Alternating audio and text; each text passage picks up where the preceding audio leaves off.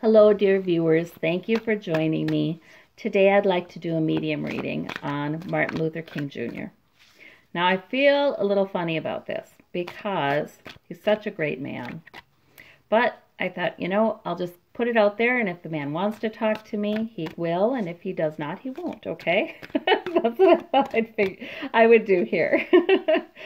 Oh, goodness. And also, I know he's a minister, but I do trust that from his vantage point, he doesn't seem to me, he never seemed to be a legalistic type to me. He was all about the core of Christianity to me, all about that. So I don't know that he'd get hung up on tarot cards just because there's something in Leviticus about him. There are things in Leviticus also about not eating certain foods or you could be stoned, or don't fool around or you're going to be stoned, or don't be gay or you're going to be stoned. And Leviticus is an Old Testament book that is, not often quoted except for by people who want to be hateful. So anyway, I am asking Martin Luther King Jr. if he chooses to want to talk to us. Please do so. Let us know what we should be knowing right now. Okay, so we right away get the King of Cups. And he was indeed a compassionate king, was he not? He was. That he was all about compassion and love and truth, yes. Justice, yes. But compassion, peace, charity, all of those core values. Self-control, yes, all of those things. All right. Oh, and the challenge card is the Empress, a new beginning. He was trying to bring a new beginning, and boy, did he. Boy, did he. He really did. I just am so grateful for the work that he did with the civil rights movement, the messages he brought. I don't know if we'll ever know how much we owe him. And he's smiling. I just see the man smiling. Queen of Wands in the past position. He had a purpose. He had a purpose. Yes. Single-minded in that purpose. I have a dream, right? All right. But he had the maturity and the tenacity to bring it fully to fruition.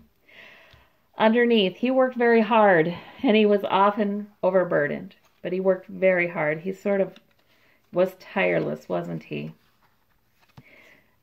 Above it all, the Chariot. Oh, wow. And we have a black Sphinx and a white Sphinx. And the push from the universe saying, it's time to work together, right? With the Chariot, there's a push from the universe. There's urgency. It's time, right? It's time. It's got something to do with fate too. But now the Sphinxes in the Chariot, a lot of times, notice how they don't exactly face the same direction. They're just tilted away from each other a little bit.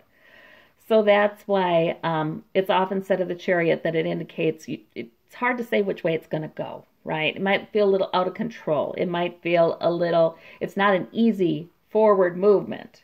There's jerking back and forth, but the push of the universe is behind it. So I totally see why that is the card that was overarching everything for him before he went. All right, we have the Four of Cups in the immediate future for him. Now, whenever I do these medium readings, I usually see this portion as they're explaining to me what they were doing in their lifetimes, and particularly up before the time of their deaths. They're explaining to me what was going on.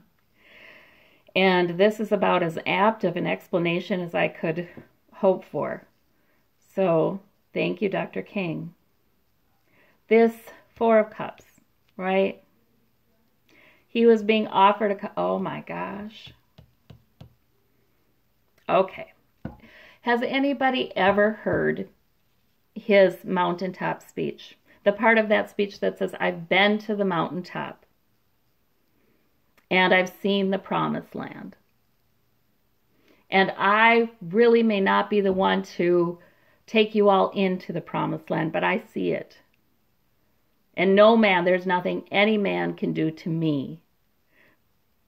Basically, he's not afraid of what any man could do for him. He's no longer afraid, I think those were the words, of what any man could do to him. I'm not afraid of what any man can do to me. And so in those few lines, he was drawing a parallel. When Moses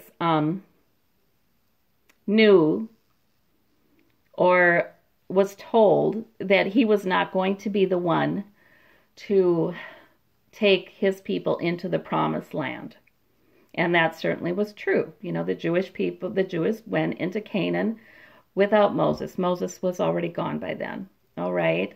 And he was drawing that parallel when he gave that speech. That speech still gives me just chills and chills. Also, he was drawing another parallel in that speech. And I don't see this as an intellectual exercise. He was speaking from his spirit, from Holy Spirit. He was speaking from that, I believe. And he said, he understands that when he said he's been to the mountaintop and no, there's nothing, and now he has no fear for what any man could do to him. I thought, my goodness, that must have been his Garden of Gethsemane. You know, Jesus, he was referring to that too, I believe. When Jesus in the Garden of Gethsemane, before the night of his crucifixion, sweat blood, and this is the story from the New Testament, sweat blood and said, God, may this cup be taken from me, but if it's your will, let it be done. Okay. I think that is a picture of that night for him. I think that's what he's telling us. Okay. At the root of the matter, the magician. Okay. What I love about the magician card is this. Boy, there's all these biblical references here, and why am I not surprised? I'm talking to Dr. King. Okay. But he's got his wand pointed at the heavens and his finger pointed at the ground. And that signifies, and that means, as it is in heaven, so shall it be on earth. Okay, that's the power of the magician trying to bring that forth. All right, so that's the root of the matter here. He was always trying to bring the love of God to this earth and help it to be more like heaven. All right. Home environment. Okay, he diligently worked. He always diligently, oh, wait a minute. Okay, I'm forgetting about this. This is what was going on in their lifetime and before their death. This is what's going on now. So he is always working still to help. He's helping from the other side to bring heaven to us. He's helping. He's helping. So that's probably why he's willing to talk to us today. He's always helping. He's still working diligently. And this Eight of Pentacles, I love this card because this person looks content as he works. This is not miserable working. This is in the zone working and being very productive and feeling good about that. He's working. He's still working to help us to bring more heaven on earth. All right. And then we have Tower. Okay. In Hopes and Fears. Now, do people on the other side, do they fear? I kind of think they don't. But this represents a concern. All right. So he is a bit concerned that there may be a tower moment, you know, the tower moments that occur to bring more heaven to this earth. He's concerned about that. He's concerned about destruction. He's concerned about that. You know, when Dr. King was on this earth, he, just by virtue of speaking the truth, yes, he shook things up. But that was just like Jesus did. You know, Jesus wasn't aggressive. He didn't want violence. But just the truth itself can shake things up, right? But he was always, you know, Dr. King was always preaching peaceful resistance. He was obviously hopeful that much change could occur, even with this kind of volatility behind it. Still, it could occur in a peaceful way that did not harm a lot of people. He wasn't preaching revolution. He was preaching spiritual, cultural revolution, not a violent one ever. So I think he's telling me this is still his concern, that he'd try to prevent that. Okay. In the outcome, we have some loss here. All right, so I wonder what he's telling us with that one.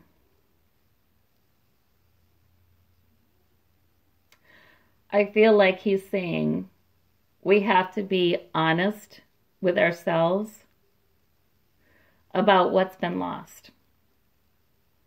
Yeah. We have to be honest with ourselves.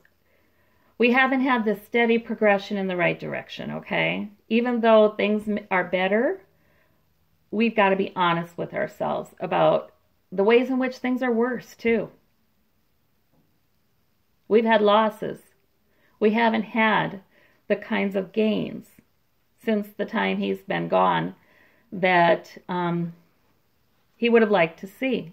We would have liked to see. We have 2 cups standing. We've had gains, but we've had losses too. So I believe he's saying it's important to be realistic about that and not settle for the status quo. We're not done. We're not done, he's saying. Okay. And he sees that many of us worry and many of us have sleepless nights and insecurity and unsafety. We're not done. Yeah, and he's also telling us that it is very important for us to spend time getting in touch with our spirituality.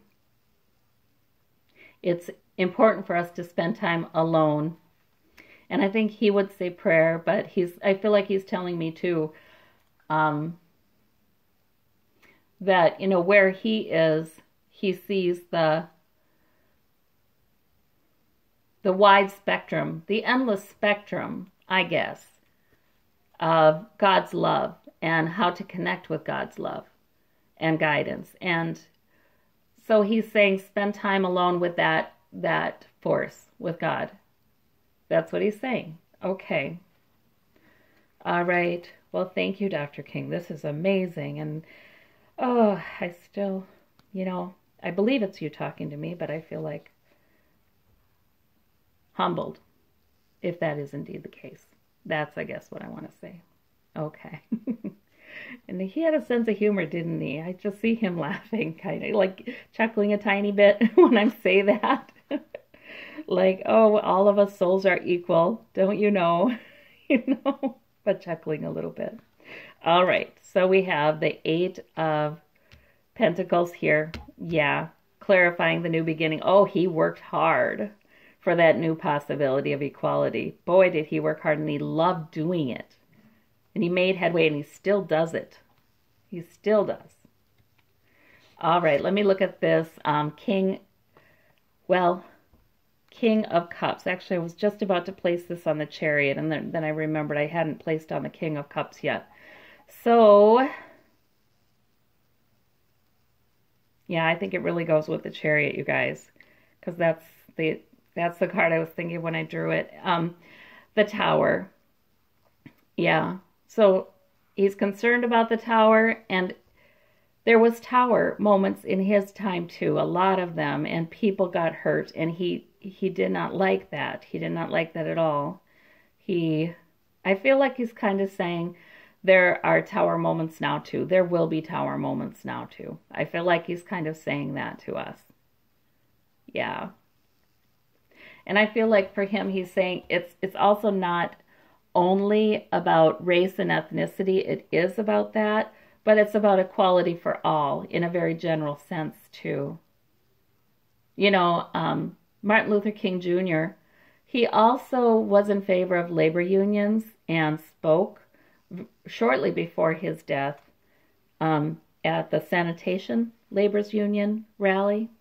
So he was for equality on a number of levels. All right. And I think he's saying we're coming on another time of tower moments for that equality.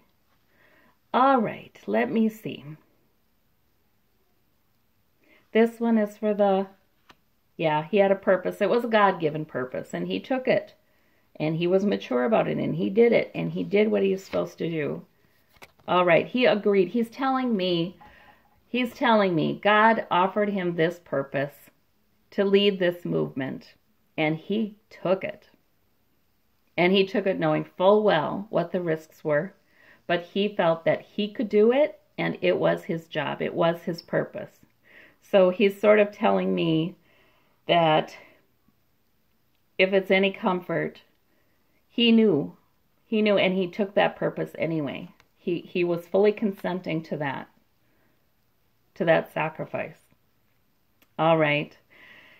And the mysteries. So our King of Cups, he was the King of Cups, but he understood the mysteries. He had good intuition, this is telling me.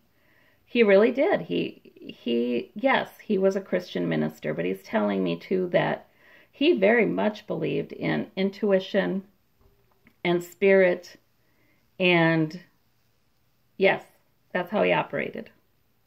He believed in things like prophecy. He believed in things like being a voice piece for the Holy Spirit. He believed in that.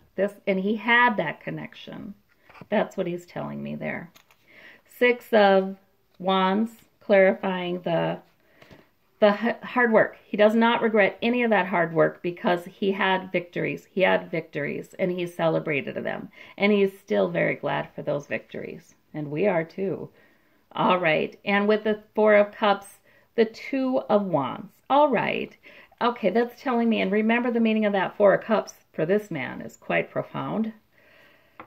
His 2 of Wands is suggesting to me that he also understood that though his life was in danger and he may be going to the other side, he also was able to look on that as an exploration, exploring the world, the next new thing. He was the explorer of this. He truly was not afraid of any man. He truly was not afraid of death before he went. He saw it as the next journey. Wow. I'm going to clarify this 9 of Swords with the Ace, with a Page of Pentacles. So, he sees people worrying about money. He does. He sees people worrying about not having enough, trying to get any money. So people living with poverty, or I do think income inequality is an issue for him because it was when he was alive. So I think it still is. Let me clarify this Magician. We've got the 8 of Swords. So he's working from the other side. Oh, I get this. He is working from the other side, he's saying, to help us to create, bring some of heaven down to earth, right? Understand. A little bit like those on the other side can understand. However, he's saying mainly people need to see. They need to see. They believe they're trapped in things that they are not trapped in. That's what he's saying. Remove the blindfold. Unstop the ears. Spend time in the hermit so you can see and you can hear and you can, find your way out of those kinds of situations. See the truth. Swords are truth. That's what he's saying. He's saying you're not as trapped as you think you are, but the way to get out of that is to, loosen these bonds that won't hold you anyway, because they're loose, and see that you can walk right out, okay? That's what he's saying. We have the Page of Swords. All right, yeah. Now he does, okay, I see this. He is working very hard on the other side to help people. And I do believe they do help us. He's helping people to speak. He's helping young people to speak. He's helping people to begin speaking truth. He's helping people to begin understanding. He's bringing revelations to people. He's bringing insights and plans and understanding to people. That's what he's doing over there. He is trying to be an influence on many, and maybe particularly young people. 8 of Wands clarifies the Tower. Okay, so I feel like he's saying something's going to move forward very quickly. Many goals for equality. All right, many things at once on many fronts. And there will be a Tower moment with that. There may be Tower moments.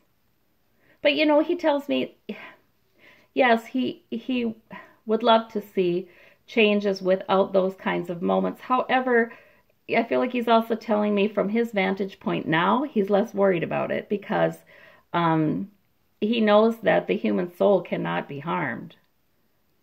So there's that. The Hermit and the Star card. There's your hope, he says. There's your hope. There's your hope.